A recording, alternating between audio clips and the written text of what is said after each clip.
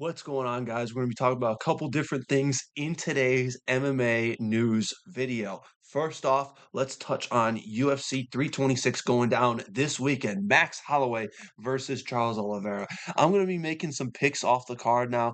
Really, I didn't even do any thorough research. I mean, I've been thinking about these fights for a while, but I don't have a script here. I'm just going straight off the dome for a lot of these picks right now. I'm going to start with two of the preliminary fights. Let's go with Dante Johnson versus Cody Brundage. I watched Dante Johnson on the Contender Series this past season, and he fought at heavyweight, and he was able to knock the guy out in the first round. He's an absolute powerhouse. And Cody Brundage, man, I swear this guy just fought against Cam Ruston, and he got beat up. He got beat up pretty good. And he has a knack for kind of surviving in there against these longer guys who can use their weapons. But Johnson's not going to be like that. He's going to be like Mike Tyson come at him, high guard, throwing bombs. I think he's going to catch Cody and put him out cold in the first or second round. So that's my pick for that fight. Then we got G Long versus Cody Garbrandt. Now, Cody, man, obviously, I think we're all going to be rooting for Cody Garbrandt this weekend. Former champion, extremely entertaining fighter, and we would love to see Cody get back in the rankings. And his chin, obviously, is the biggest factor. It's very questionable. Every time this guy seems to get hit on the chin cleanly, he seems to get really hurt. Hey, buddy, stop it! My dog over here. But I do think Cody's gonna win this fight. There's a certain level of opponents that when you put him in there with Cody, he's gonna look like vintage Cody Garbrandt. He'll style on these guys, knock them down, knock them out. It's just whenever you reach that, ranked rep level, that Davison Figueiredo type of level, um, those guys in the, top 10 or so, it seemed to really give Cody some issues. So Cody Garbrandt is gonna be my pick for this fight. Oh, Gregory Rodrigues versus Bruno Ferreira. This is an interesting one. Rematch from what, like 2, 3 years ago? I think they fought early 2023, right? In Brazil on the Jamal Hill versus Glover Teixeira card. I think. Don't quote me on that. But yeah, the thing is, Gregory Rodrigues, I really like Gregory Rodrigues as a fighter. And I don't understand this matchmaking quite yet. I would almost rather them see fight different opponents, kind of work their way up the rankings, and then meet each other for a rematch at some point. But I'm going to take Bruno Ferreira here on a three-fight win streak. Gregory Rodrigues is a come forward fighter, and that's only going to assist Bruno Ferreira in his style of fight. These two are going to be like colliding like this in the ring, and I just think that Ferreira's going to catch Gregory Rodrigues on the chin again and put him out cold. He did it before. I think he's going to do it again. Drew Dober versus Michael Johnson. Listen, if you know the lore, you know the lore. Drew Dober, I'm picking him to win this fight. And I don't think much needs to be said, but if you know, you know. Drew Dober is going to put on a vintage performance in this fight. And Michael Johnson is good, but I mean, listen, let's take a look at his best win in his past couple fights, Zal Huber. That has not really aged well. Zal Huber, I mean, like I said, he just got upset again by Bobby Green. I don't really believe in him as a prospect at all. And it's good to see Michael Johnson with some momentum again. I like the guy, entertaining fighter, kill or be killed. I mean, he gets highlight reel KOs or gets highlight reel. I don't know. I feel like you have to be a certain level a beast to really kind of really damage Drew Dober. So I think we're gonna see vintage Drew D in this fight. Rob Font versus Raul Rosas Jr.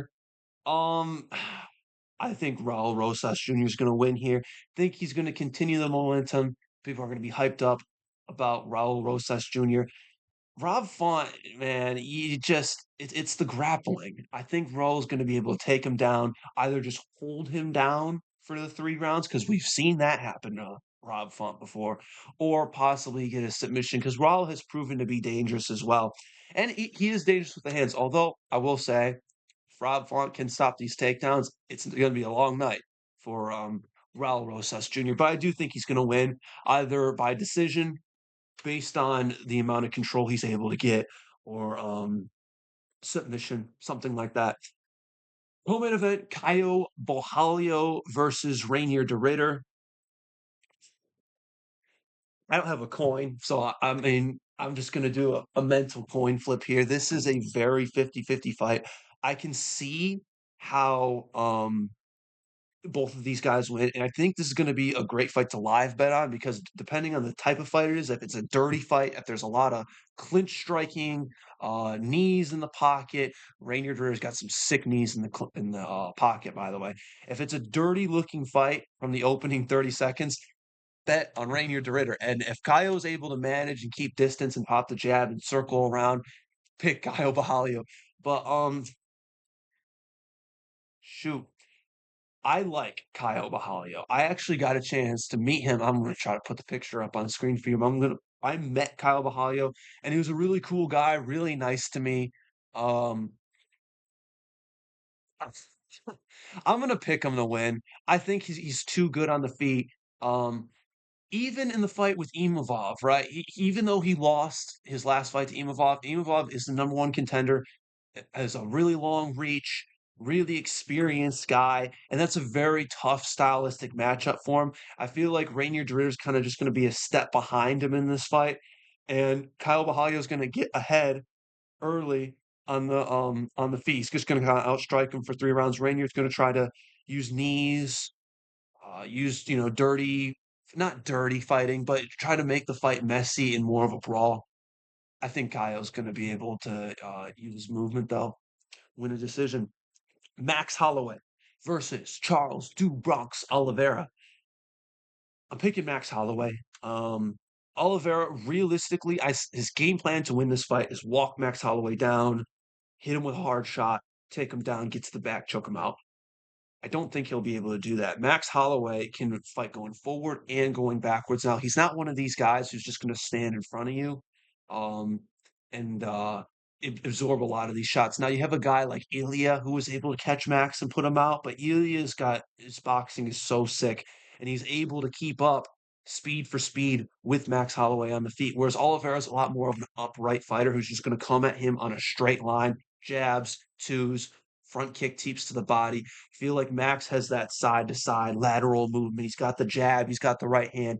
He's going to be running circles around Oliveira in there. And I just don't think Oliveira's going to be able to track him down. And people saying, oh, well, he's just going to walk him down. I really don't see it. Max has improved power at 155. Not saying that he's going to shut Oliveira's lights off with one punch, but it has happened before. He did do it to Korean Zombie.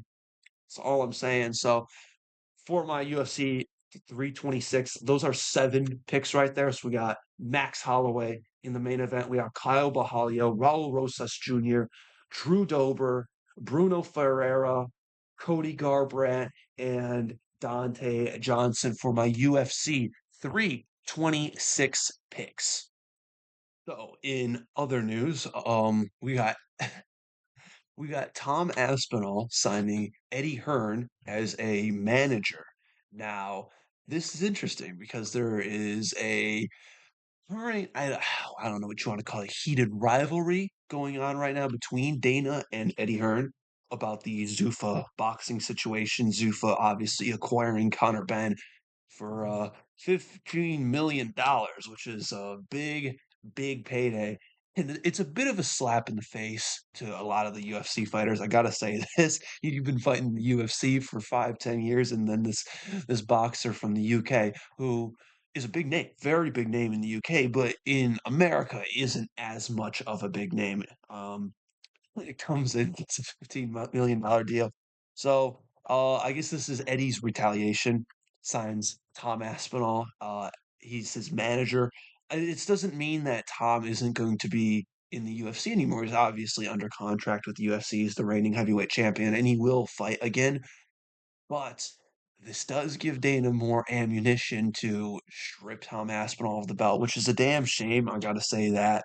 Um, Tom Aspinall, in my opinion, is the best heavyweight on the planet. If you talk about fast striking, tight striking, a lot of these, big, powerful heavyweights are, throw big looping punches. Tom Aspinall's a nice, high, tight guard. Those fast 1-2 combinations, has good takedowns, good submissions, hard kicks, really the full package. Um, so it would be a damn shame if he ended up getting stripped of the belt. In other news, Dana also announced at the press conference yesterday that the UFC White House card will be announced on Saturday night, which we've been waiting now for a long time, ever since they announced that they were doing a White House card. We're wondering what's it going to be. In my opinion, main event's probably going to be Ilya Tapuria versus Justin Gaethje, interim champ versus undisputed champ for the undisputed belt. And yeah, that's it's not going to be a good look to watch an American get absolutely slaughtered at the White House on the South Lawn. So anyways, that's all for today's MMA news and today's MMA video. Thank you all for watching.